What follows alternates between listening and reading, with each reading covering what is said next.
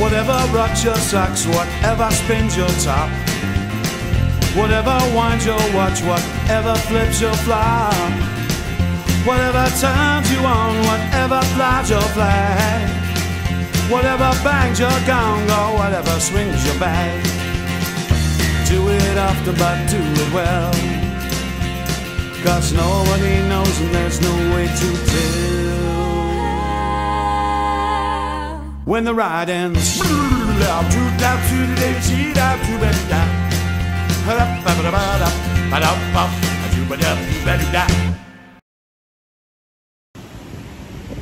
Hi, I hope you can hear me. A lot of people complain that I keep the camera too close to my face, that my head is too big in the frame. And I get that, I hear that, max headroom notwithstanding, for those of you old enough to remember Max. But today I'm going to do it because the iPhone doesn't allow me to plug in a microphone. I don't know why. Apparently that's just something you don't need to do. You have to use the mic in the phone. So here we are. We've got a lot of weather going on back here. This is, if you can see it, that's my front door. I don't know what you're seeing. Yeah. But I wanted to come outside today because, yeah, I've been housebound for 4 or 5 days from the weather. So I wanted to get on the beach today.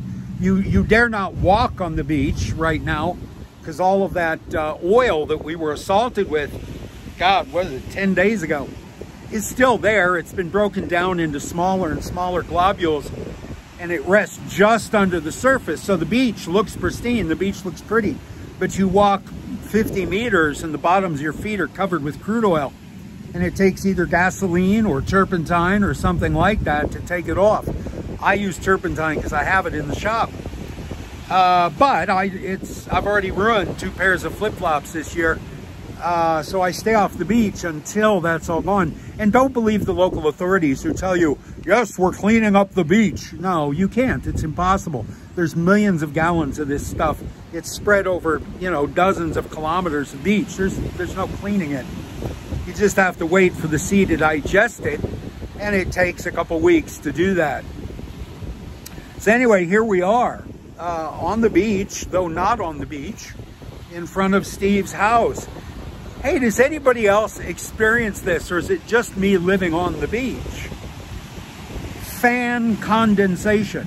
I keep fans running 24/7. I'm hot-bodied. I have a very rapid metabolism. I sweat a lot, so I'm always sitting in front of a floor fan. This time of year on the beach, the blades as they spin are cooler than the air around them. And then moisture condenses on them. The humidity condenses on the blades of the fan, and it is then flung in 360 degrees, particularly straight down onto the buttons that control the fan. And you'll short out a fan in rather quick time. I have to keep towels across the buttons of the fans to keep the water out of the guts. Anybody else in the comment section? Anybody else suffering from that? All right, speaking of fans, listen, I think I'm going to take the cup of coffee thing, the button off the YouTube channel.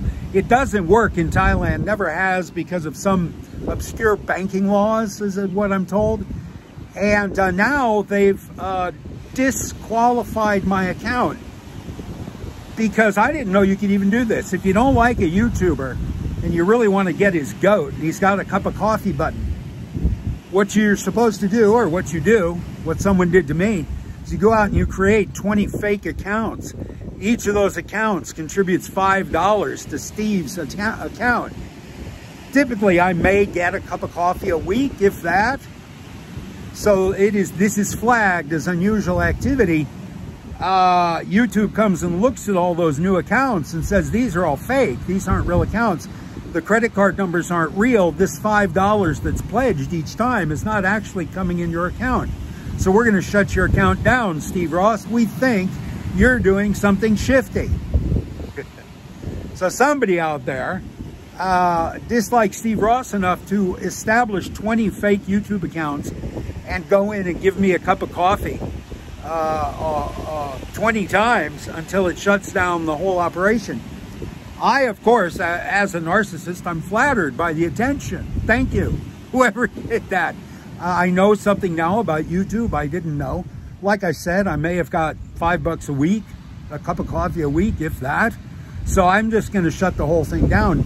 If they ever turn it back on, they said that they would review my account in 3 days, let me know. It's been like 7 or 8 days, and they haven't let me know. So I'm going to assume that I just no longer have that account. So that's fine, you know, I don't mind. But I will bet you $10, whoever this guy was, this man or woman, who attacked me in this very innovative way, they started out a fan.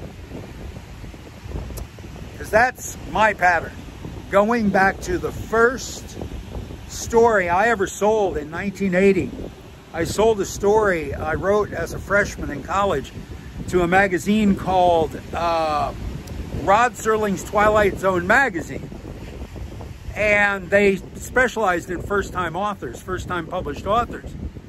So they bought a story for me called Smiley, and it was about my grandfather, and they published it.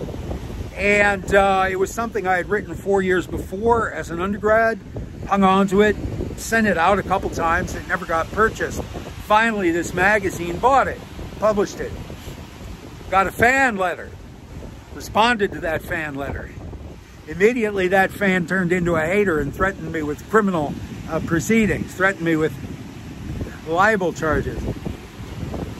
Ever since then, that has been my modus operandi. Somebody reads something of mine online, in a magazine, in a book, they hear me in an interview, they say, this Steve Rosse, he gets it. He gets me. This Steve Rosse and I, we're like kindred spirits.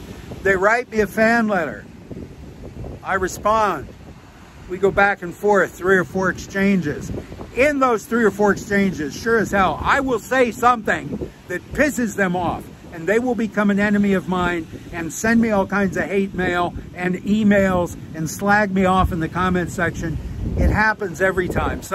Not every time. But typically, my worst haters out there started life as fans. They started life as fanboys.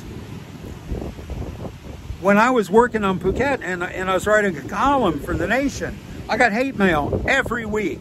Fan mail maybe once a month. Hate mail every week.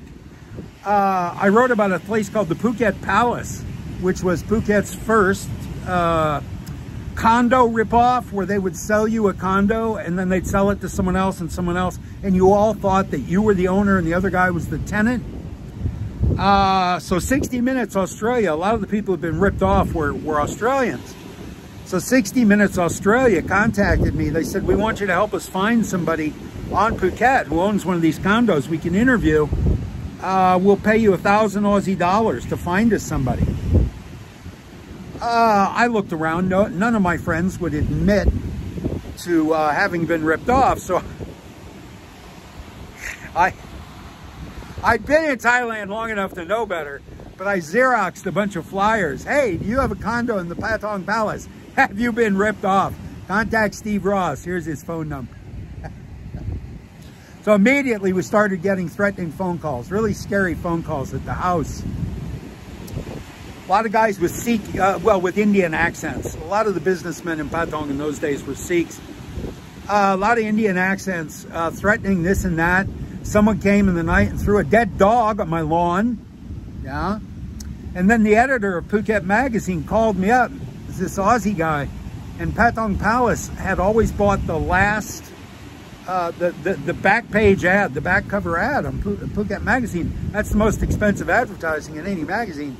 And the editor of Phuket Magazine called me up and said, hey, mate, listen, I hear you're sticking your nose where it doesn't belong. You need to be careful, mate. You got a wife. You got a new baby. You need to be careful, mate. Yeah, fuck you, mate. Anyway, some friend. Anyway, yeah, there was all of that. And most recent, well, not most recently, but a most memorable hater. This guy named Peter, he lived in Florida, and I used to contribute to a blog called Stickman, which was kind of relevant for people who enjoyed the commercial sex industry back in the early 2000s. Then, you know, YouTube took over, and I think people probably don't read text walls anymore. But a guy who called himself Stickman, who, you know, was afraid to operate under his real name, which is always a red flag for me. If you're afraid to sign your name to your opinions, don't opine. But at any rate, he was very popular, you know, thousands of views, millions of views over time. And people would submit reader submissions. So I would submit essays and short stories to Stickman's blog. And again, people would write me fan mail. I always put my email address on everything I post. And people would write me, "Oh, Steve, you're wonderful. You get it. You understand the commercial sex industry." And then again, 2 or 3 exchanges down the road, "Fuck you, you don't know shit, you idiot, you stupid son of a bitch." Yeah.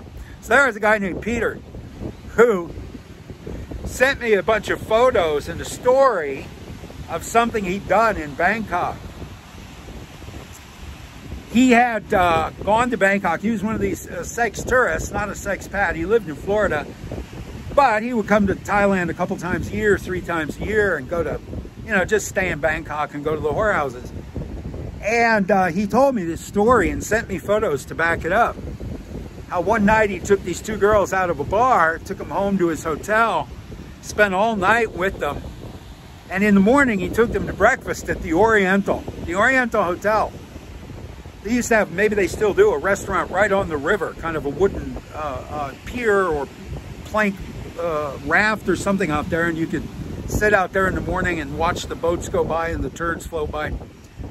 So he took these 2 hookers after a night of drugs and liquor and sex, took them to the Oriental. And he's telling me in this note, you know, as he's telling me the story, "Those women loved me, man. Nobody had ever taken them any place so classy. They had a full-on English breakfast with beans and bacon. They'd never eaten so well in the morning." And I'm thinking, dude, they wanted to get the hell out of there. They were only there because you hadn't paid them yet. No bar girl wants to go to the Oriental, and certainly no bar girl wants to go to the Oriental hungover, wearing the clothes she wore to the bar last night, stinking of cigarettes, stinking of booze, stinking of sex. You're going to take her to a place like the Oriental in the daylight? You're crazy. She hates you. She's only there because she wants you to pay her. Both of them are only there. So after the meal, he had taught them to do something in the hotel room. Peter liked taking pictures of hookers and him in the throes of ecstasy. So he had taught them, when he counted 1, 2, 3, and he was holding his selfie stick, they were to get on either side of him, reach down from each side and cup his balls. And he would take a picture. So he had a bunch of these pictures from the hotel room. For a lark, they're done eating, and he's on this restaurant deck behind the Oriental in the river. And he takes them over to the railing to take a picture. What's on the other side? Wat Prakao, I think. A palace, something special's on the other side from the Oriental. And he leans up against the railing, 1 girl on each side. He goes, takes out the selfie stick. He goes, "Girls, 1, 2, 3. And like they were trained, these girls reached down and cupped his balls. And he took the photo, and he sent me that photo. Him and these 2 red-eyed, frazzle-haired, low-class hookers standing in front of the Oriental with the palace or the temple behind them, and these girls are cupping his balls. He's the only one smiling in the picture. I'm sure nobody else in that restaurant was smiling in that moment. And he sent me this story and these photos to show off. This is how empty and desperate and sad this guy's life is. This is all he's got to show off about. Paying women for sex. Anybody with 20 bucks in his pocket who gets off the plane can do that. It's all that Peter has to show off about. So my reaction was, I took this story and I turned it into fiction. Turned it into a short story about a guy who's so stupid he thinks he's doing a favor for 2 hookers by taking them for breakfast at the Oriental. Guy who's so clueless. A sex tourist who's been here dozens of times apparently, but doesn't know crap about the women he's paying for sex and he's sharing his room with. So I turned it into a story and I submitted it to Stickman, and he ran it. He posted it on the blog. Oh my goodness, Peter was angry. He accused me of plagiarism. Dude, please take me to court. Please go into court and tell the judge how you trained these two women to cup your balls, how you took them to the nicest hotel in Bangkok and had them cup your balls in front of the whole staff of the restaurant, in front of every tourist eating breakfast in that restaurant, in front of everybody whose room had a window looking out on the river. Yeah, let's go in court. You tell the judge how you did that. I want that in the record. But at any rate, it's not plagiarism. I won't bore you with the legalities, but it's not plagiarism. What it is using somebody else's life as gist for the mill of creative nonfiction. But he was really, really angry at me, so he started calling me. It's not hard to find somebody's phone number online, right? So he starts calling me and swearing at me on the phone, calling me all kinds of names. And he starts calling me at night and calling me, and he starts calling me when he's drunk. And it's obviously he's just very lonely and bored and an alcoholic, and slagging off people online and on the phone is what makes him happy. It's all he's really got. So I didn't block him or anything. Nobody else was calling me. I hardly ever touch the phone. Nobody ever calls me. I don't ever call anybody. Never have. I use the phone for this and not much else. And I can't figure out Google Maps to save my life. I'm always lost. Anyway, so eventually he's drunk dialing me, or he's butt dialing me, and I'll be on the phone, Peter, and I'm listening to right? It's in his pocket. He's walking somewhere. I listen to him buy things at the store. I listen to him joking around with shop girls and stuff, and a lot of. And he's calling me at night at 3 in the morning, and you know, I don't know. I'm engaging the guy. I'm asking him, you know, what's with your life, Peter? What, you know? And eventually, what he does. He sent me a screen capture from Google Maps or Google Earth Street View of my mother's front door. Not my front door, my mother's front door. I know where your mother lives, Steve. Yeah, well, it's not hard to find somebody's mailing address online. He lives in Florida. Mom was living in New Mexico.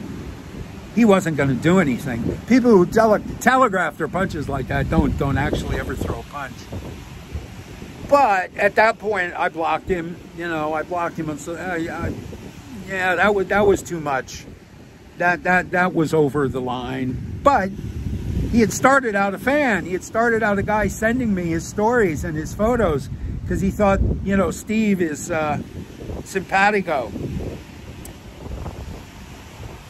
That's it for fans. That's my story about fans that collect condensation and fans that slag you off. I'm going to show you, I'm going to take you into the studio now. If we can see it over there, Boontong Studios. And show you what I'm doing, what I'm working on this week. And that's it. Thank you very much for listening. If you've listened this long, like, subscribe, and please share. Apparently, that's what the algorithm likes the most. It doesn't much care for comments, but it wants you to share and like, subscribe, yada, yada, yada. Don't bother sending me a cup of coffee. There's a PayPal link if you want to support the channel. If you want to buy me a cup of coffee, send $5 to PayPal.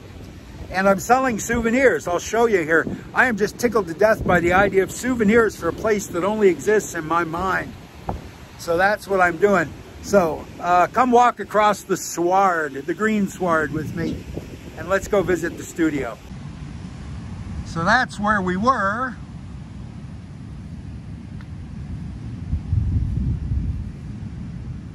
And this is where we are.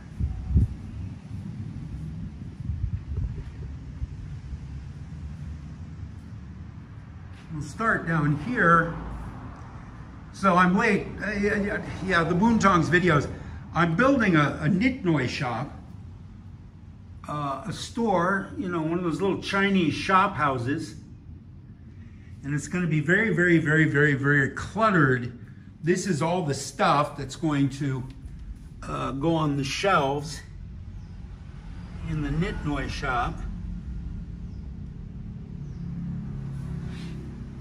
And there's all kinds of products. I'm gonna have products in net bags of coconuts and all kinds of stuff. This is where we are on the Turtle. Just to reiterate, if you're new here, this is going to be a float on the back of a pickup truck in the Turtle Day Parade, the Turtle Festival Parade, next March.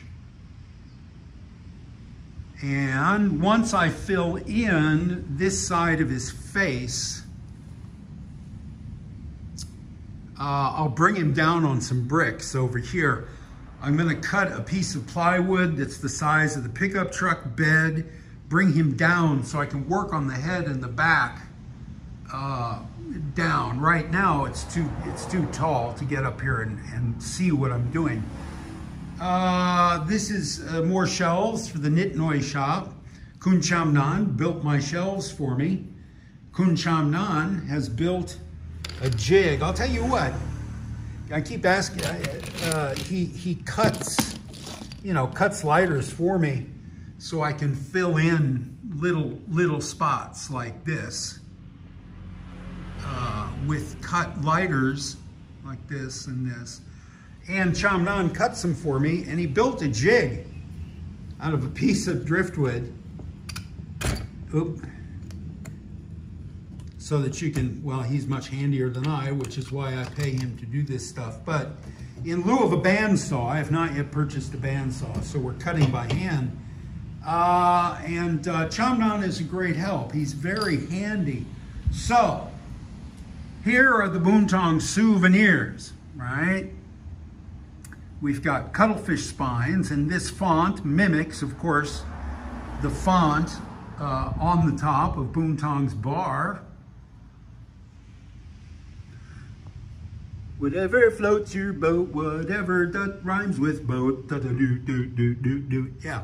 So that's the brand right there. That's the font that is the brand. And so I'm reproducing this on some items off the beach. The idea is everything comes off the beach, right? So cuttlefish bones, nautilus shells, bottles which are full of sand. If somebody wants to take home some Turtle Beach sand, and I've got all sizes because I don't know, you know, how big your suitcase is. Typically, I suppose it would be a tourist, so you have to fit this stuff in suitcases. And these are refrigerator magnets that are they're very difficult because there's only one spot on the back where you can put a magnet because of the way they're shaped. You see that curve, that double curve, that S curve? So the magnet can only go right here. Well, that tends to make them want to droop like that. But anything smaller, and I can't actually fit, Boontongs, I can't actually fit the logo on there very well. So that's still a work in progress. Because my visa obviously does not allow me to do any kind of business. This is the tip jar that says Tip Nan. It says Nan's Tips, Kun Cham Nan. I'm not going to sell these. Selling garbage off the beach. Yeah, I got to wrap my head around that. But we will accept tips. Kun Cham Nan will accept tips. I pay him 200 baht a day just to check on me twice a day, cut some lighters, build some shelves. He's plumbed sinks. He's built brick walls, done a lot of painting, yada, yada, yada. So if somebody wants to come and visit Boontongs, you're always welcome. Come anytime. If you want to take a souvenir, but leave Cham Nan a tip, will ya? And this is the biggest cuttlefish spine I have found intact. And I'm going to leave it blank like that. Maybe somebody wants to have a custom Boontong sign made with the colors of their rec room, of their den, of their man cave. And so I'll make one to order. flag of Thailand, flag of the United States, flag of Ukraine, and the only thing I've been able to create see-through that I'm satisfied with so far. And that's it. That's what's happening in Boontong's studio. Listen, anybody want to come and make a mosaic with lighters? I've got quite a few. Come take a corner of the studio and create something. I got plenty of room. I got that whole backyard I've never used. Well, I mean, I rarely use it, barely use it. Bring the motorcycle inside at night because, oh my God, this weather, the Nam Kem, the salt water that gets driven in on that wind. Ugh. All right, anyway, that's it. Thank you for listening. Like, subscribe, share. And that's really all I have to say. I'll see you in a week. Whatever shaves your sheep, whatever bakes your lamb, whatever digs your peat, whatever smokes your ham, whatever blows your nose, whatever chews your bone, whatever squirts your hose, whatever sings your song. Do it often, but do it well. Nobody knows and there's no way to tell. When you're riding,